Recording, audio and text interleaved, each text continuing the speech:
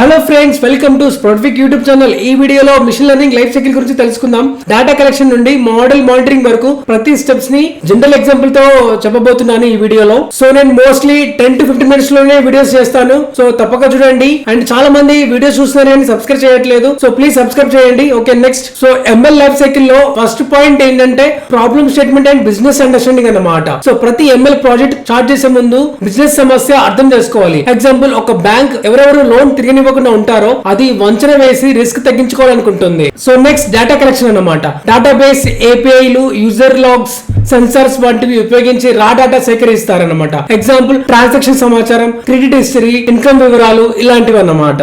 So next step data pre processing and cleaning. So missing values ను తొలగించాలి, data types సరి చేయాలి, normalisation చేయాలి, కేటగిరీ వాల్యూస్ ఇన్కోడ్ చేయాలి, అలాంటివి అన్నమాట. ఎగ్జాంపుల్, ఎస్ఆర్ నోను 1/0 గా మార్చడం, ఇన్కమ్ లో ఖాళీలు ఉంటే మీడియం తో నింపడం, అలాంటివి అన్నమాట. So next exploratory data analysis గురించి చూద్దాం.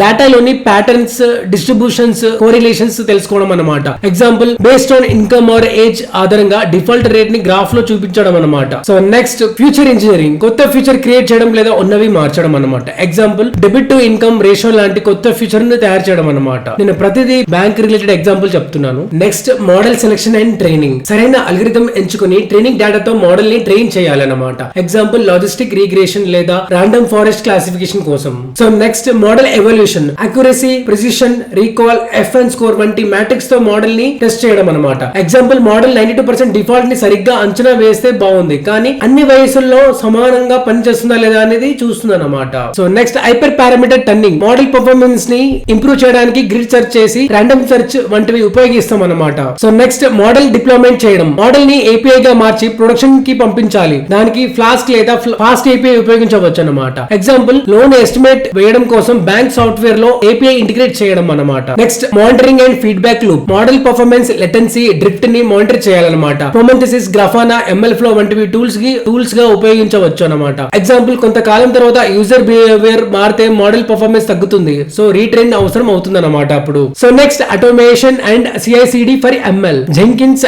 గిటబ్ యాక్షన్ వంటి టూల్స్ తో ట్రైనింగ్, టెస్టింగ్, డిప్లాయ్మెంట్ ఆటోమేట్ చేయాలి. ఎగ్జాంపుల్, కొత్త డేటా సెట్ వచ్చిన వెంటనే పైప్లైన్ కొత్త మోడల్ వర్షన్ ట్రైన్ చేసి డిప్లాయ్ చేయాలి. Next documentation and reproducibility. అంటే మోడల్, డేటా సెట్, పారామీటర్ అన్ని ట్రాక్ చేయాలి. ఎంఎల్ ఫ్లో, DBC ఉపయోగించవచ్చు అన్నమాట. మన గోల్ ఏంటంటే ఎవరైనా మొదటి నుంచి అదే మోడల్ ని రీప్రొడ్యూస్ చేయగలగాలి. సో మీకు ఎంఎల్ లైఫ్ సైకిల్ గురించి అర్థమైంది అనుకుంటే క్లియర్ గా. నేను ప్రతి ఎగ్జాంపుల్ బ్యాంక్ రిలేటెడ్ ఎగ్జాంపుల్ తీసుకున్నాను. సో ప్రతి వీడియో నేను ఏ వీడియో అయినా 10 to 15 minutes కంటే ఎక్కువ చేయను. సో మోస్ట్లీ 10 to 15 minutes లోనే ఉంటుంది. సో మీకు ఈజీగా నేర్చుకోవచ్చు, ఈజీగా తక్కువ టైంలో త్వరగా నేర్చుకోవచ్చు. సో మరిన్ని వీడియోస్ కోసం సబ్స్క్రైబ్ చేయండి, లైక్ చేయండి. So thank you so much for watching.